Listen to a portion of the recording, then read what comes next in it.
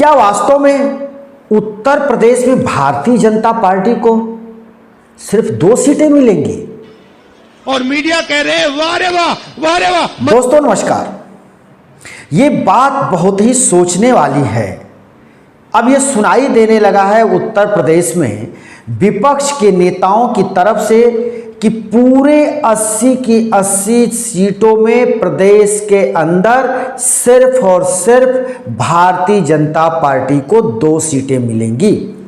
और वो कौन सी 2 सीटें मिल रही हैं, किस पर जो है विपक्ष ये बात कह रहा है, को कहां की सीटें हैं जो 2 सीटें India alliance Bharatiya Janata party को दे रहा है कि बस यही दोनों सीटें भारतीय जनता पार्टी जीतेगी, बाकी 78 सीटें भारतीय जनता पार्टी हारने जा रही है। वैसे तो भारतीय जनता पार्टी और खुद प्रधानमंत्री नरेंद्र मोदी, पार्टी के चाणक्य कहे जाने वाले अमित शाह, पार्टी के राष्ट्रीय अध्यक्ष जेपी नड्डा, उत्तर प्रदेश के मुख्यमंत्री योगी आदित्यनाथ, इन किसी नेताओं को ये कतई नहीं भान रहा होगा कि अयोध्या में भव्य नव्य राम मंदिर बनने के बाद रामलला की प्राण प्रतिष्ठा जब हुई और उसमें जो जनसैलाब उमड़ा,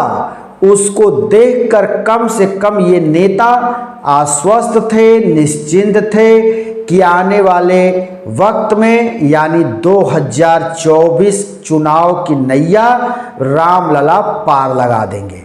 उनको ये नहीं मालूम था कि जैसे जैसे चुनाव नजदीक आ रहा है वैसे वैसे देश के अंदर महंगाई, बेरोजगारी ये एक ऐसा तड़का लगाएगा जो नाक में दम कर देगा।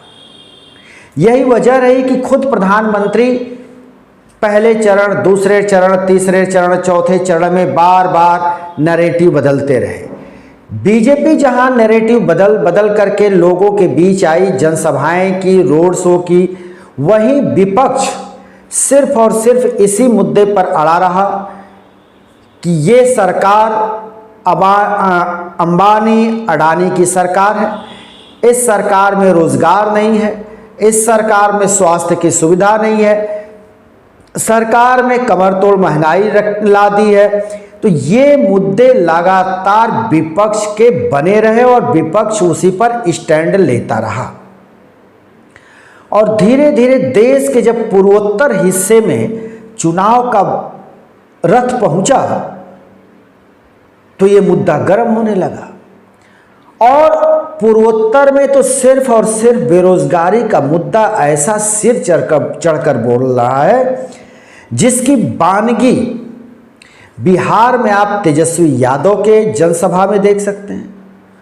उत्तर प्रदेश में राहुल गांधी और अखिलेश यादव की जहां भी संयुक्त सभाएं होती हैं वहां ये नज़ारा बखूबी देखने को मिलता है। तो ये अब देखा जाए कि विपक्ष की पार्टियां जो हैं या इंडिया अलायंस है जिसके तहत उत्तर प्रदेश में समाजवादी पार्टी और कांग्रेस का गठबंधन है, तो समाजवादी पार्टी और कांग्रेस को ये कैसे पता चला, किस सर्वे से पता चला कि उत्तर प्रदेश में भारतीय जनता पार्टी को सिर्फ 2 सीटें मिल रही हैं? और इसका जिक्र अब खूब होने लगा है। अखिलेश यादव तो खुले मंच से ललकारते हैं और कहते हैं कि भारतीय जनता पार्टी को सिर्फ उत्तर प्रदेश में 2 सीटें मिलेंगी। तो आइए हम जानते हैं वो कौन कौन सीटें हैं और क्यों वो सीटें भारतीय जनता पार्टी को मिल रही हैं। अखिलेश यादव कहते हैं कि इन दोनों सीटों पर लड़ाई है, अभी भारतीय जनता पार्टी की तरफ जाती दिख रही है, लेकिन जब हम वहां पहुंचेंगे तो माहौल जरूर बदलेगा। तो ये दोनों जो लोकसभा सीटों का जिक्र कर रहा है विपक्ष, उसमें लखनऊ लोकसभा सीट है जहां से कि तीसरी बार देश के रक्षा मंत्री राजनाथ सिंह चुनाव लड़ रहे हैं। उस सीट को भी विपक्ष की तरफ से कहा जा रहा है कि हो सकता है कि ये राजनाथ सिंह यहां से चुनाव जीत जाए। ये पहला चुनाव है जिसमें कि विपक्ष की पार्टियां ये कह रहे हैं कि हाँ, इस सीट से ये प्रत्याशी जीत सकता है। यानी भारतीय जनता पार्टी के लिए ये कहीं ना कहीं संतोष की बात होगी कि खुद विपक्ष मान रहा है कि लखनऊ से राजनाथ सिंह चुनाव जीत सकते हैं। इसके पहले वहां से देश के पूर्व प्रधानमंत्री स्वर्गीय अटल बिहारी वाजपेयी चुनाव जीतते रहे हैं। दूसरी सीट जिसको अखिलेश यादव कहते हैं क्योटो, कि क्योटो से हो सकता है कि नरेंद्र मोदी चुनाव जीत जाए। क्योटो अर्थात भाई वही वाराणसी। वाराणसी को अखिलेश यादव अपने हर चुनावी जनसभा में क्योटो कहते हैं। वो इसलिए कहते हैं कि प्रधानमंत्री नरेंद्र मोदी जब 2014 में चुने गए थे और देश के प्रधानमंत्री बने थे तो उन्होंने कहा था कि हम वाराणसी को क्योटो बना देंगे। अब क्योटो कितना ये शहर बना ये तो देखने वाली बात है। इस पर अगर हम आज आपको जिक्र कर दें तो क्योटो के नाम पर बनारस में लूट है। यहाँ के पार्क बेचे जा रहे हैं, यहाँ के मैदान बेचे जा रहे हैं, कॉन्ट्रैक्ट पर दिए जा रहे हैं मेंटेनेंस के नाम पे। गंगा घाट दिया जा रहा है मेंटेनेंस के नाम पे। यहाँ पे रेलवे स्टेशन पर लोगों के बैठने के लिए जो जगह होती है वेटिंग रूम, उसको भी कॉन्ट्रैक्ट पर दे दिया गया है। तब ये तो क्योटो इसी तरह से बन रहा है। तो अखिलेश यादव का ये कहना है कि लखनऊ और वाराणसी, अप्रत्यक्ष रूप से कहते हैं, नाम नहीं लेते, लेकिन कहते हैं कि हो सकता है कि इन दो जगहों पे भारतीय जनता पार्टी को जीत मिल जाए। यानी भारतीय जनता पार्टी क्या उत्तर प्रदेश में सिर्फ 2 ही सीट पाएगी और 2 ही सीट से संतोष कर लेगी? अगर ऐसा होता है तो आप निश्चित मानिए देश में भारतीय जनता पार्टी की सरकार आ नहीं रही है। 2004 रिपीट कर रहा है और भारतीय जनता पार्टी सत्ता से बाहर हो रही है अगर इन विपक्षी नेताओं की बातों को माना जाए तो। उधर भारतीय जनता पार्टी की तरफ से अगर दावा देखा जाए तो प्रदेश के मुख्यमंत्री योगी आदित्यनाथ, खुद प्रधानमंत्री नरेंद्र मोदी ये कहते नहीं थकते कि नहीं हम तो 80 की 80 सीटें पा रहे हैं, लेकिन ऐसा नहीं है। एक पत्रकार के नाते मैं खुद आपको बता दूं कि उत्तर प्रदेश में लड़ाई टफ है। हर सीट पर नेक टू नेक फाइट हो रही है, जिसको लेकर विपक्ष को ये ऊर्जा मिल रही है और विपक्ष कह रहा है कि सिर्फ 2 सीटों के अलावा बीजेपी को और कोई सीट मिलने वाली नहीं है। तो ये सारी चीज़ों में ये जो बदलाव आया है लोकसभा के चुनाव में इस बार 14 में, जहां प्रधानमंत्री नरेंद्र मोदी इस नैरेटिव को लेकर गुजरात से आए थे कि देश में भ्रष्टाचार है, आए दिन स्कैम हो रहा है, ये घोटाला, 2G घोटाला, 3G घोटाला, कोयला घोटाला, सब घोटालों के नाम पर ये आए। इसी तरह से 2019 में पुलवामा की घटना घटी जिसमें हमारे कई जवान शहीद हो गए, जिसके नाम पर प्रधानमंत्री नरेंद्र मोदी देश के अंदर घूम घूम करके चुनाव प्रचार करते थे। जनसभा में यही कहते थे आपका जो वोट पड़ेगा वो राष्ट्र हित में पड़ेगा, राष्ट्र की सुरक्षा के लिए पड़ेगा।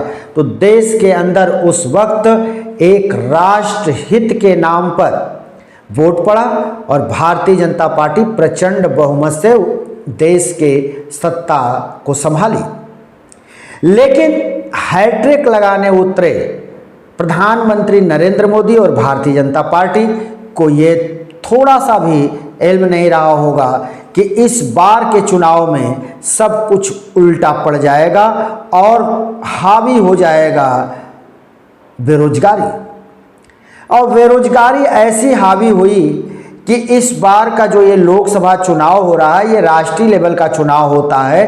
प्रधानमंत्री चुने जाते हैं, देश की सरकार चुनी जाती है। हमेशा यही कहा जाता है कि ये तो देश स्तर का चुनाव है, लोकसभा का चुनाव है, स्थानीय चुनाव नहीं है।